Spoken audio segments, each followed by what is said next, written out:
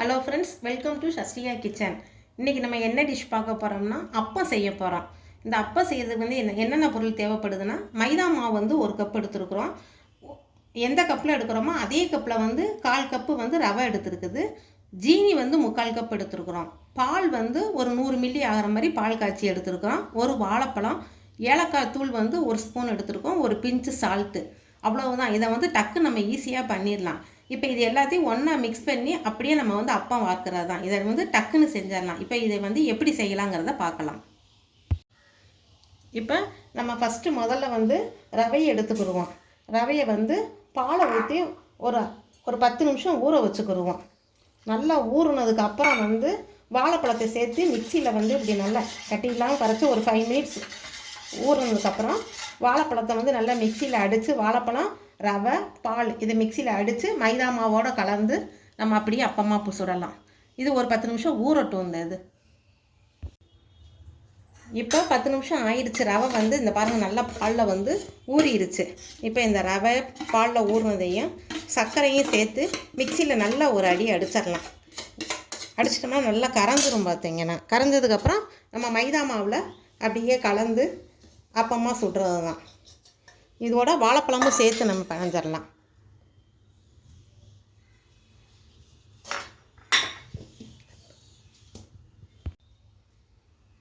இப்போ மிக்சியில் வந்து நம்ம நல்லா அடிச்சிட்டோம். இங்கே பாருங்கள்,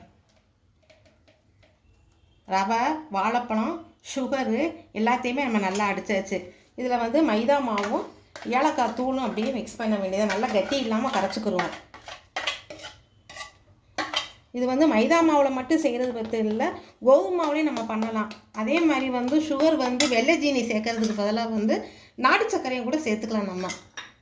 இது அவங்களோட விருப்பத்தை பொறுத்து தான் இருக்குது. டேஸ்ட்டு வந்து ரொம்ப நல்லாயிருக்கும். டக்குன்னு பண்ணிடலாம் வேகமாக. அரிசி ஊற வச்சு அரைச்சி செய்கிறத காட்டில் நம்ம இந்த மெத்தடில் செய்கிறது வந்து வேகமாக செஞ்சிடலாம். இதை இப்படி நல்லா இப்போ நல்லா இது நல்லா பிசையணும். பிசைகிறதான் வந்து அப்போ நல்லா புஷு புஷுன்னு எந்திரிக்கும். நம்ம மாவு வந்து நம்ம பிசைஞ்சது வந்து இந்த பதத்தில் பிணைஞ்சு வச்சுக்கணும். நம்ம ஊற்றுறது இட்லி மாவை காட்டிலும் கொஞ்சம் கெட்டியாக இருக்கிற மாதிரி நம்ம கரைச்சி வச்சுக்கிடுவோம். ரொம்ப வந்து தண்ணியாக கரைச்சோம்னா எண்ணெய் வந்து ரொம்ப வேகமாக இழுத்து பிடிக்கும். கொஞ்சம் கெட்டியாக கரைச்சி வச்சிங்கன்னா பார்த்தீங்கன்னா சரியாக உள்ளே வேகாது. கரைச்சி வச்சுட்டு ஒரு 10 நிமிஷம் ஊற வச்சாச்சு.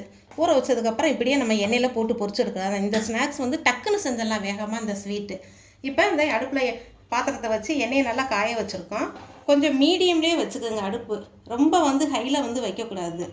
அப்போ வந்து எண்ணெய் காஞ்ச உடனே ஒவ்வொன்றா போட்டு எடுக்கலாம். இது வேகமாக பண்ணிடலாம்.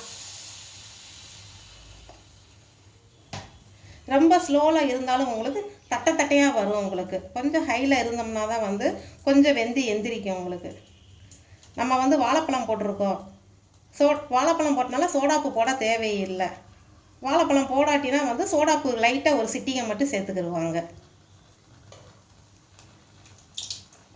இந்த பாருங்க,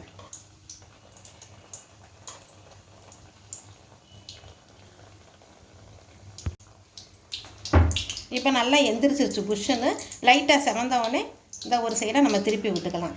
இந்த ஸ்நாக்ஸ் வந்து வேகமாக டக்குன்னு பண்ணிடலாம். உங்களுக்கு யாரும் கெஸ்ட்டு வந்தாங்கன்னா கூட டக்குன்னு இந்த ஸ்நாக்ஸை வந்து நீங்கள் பண்ணி கொடுத்துடலாம். ஒரு அப்பம் வெந்ததுக்கு அப்புறம் தான் அடுத்ததை நம்ம விடணும். ஒன்று இருக்கமேதே ஒன்று போட்டிங்கன்னா ஒன்றோட ஒன்று ஒட்டிக்கிறோம்.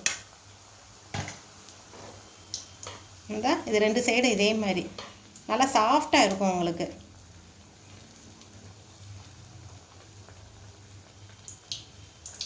இதை அப்படியே எடுத்துட வேண்டியதுதான்.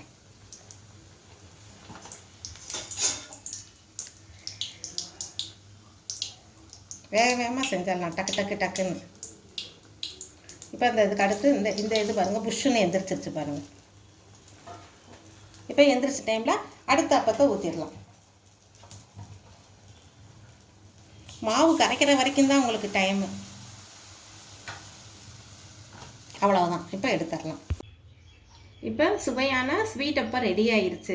இதை வந்து டக்குன்னு பண்ணிடலாம். இங்கே பாருங்கள், எண்ணெய் எதுவுமே குடிக்கலை. உங்களுக்கு வேகமாக பண்ணிடலாம். குழந்தைங்களுக்கு செஞ்சு கொடுத்தீங்கன்னா ஸ்கூல் விட்டு வர குழந்தைங்க வந்து விரும்பி சாப்பிடுவாங்க.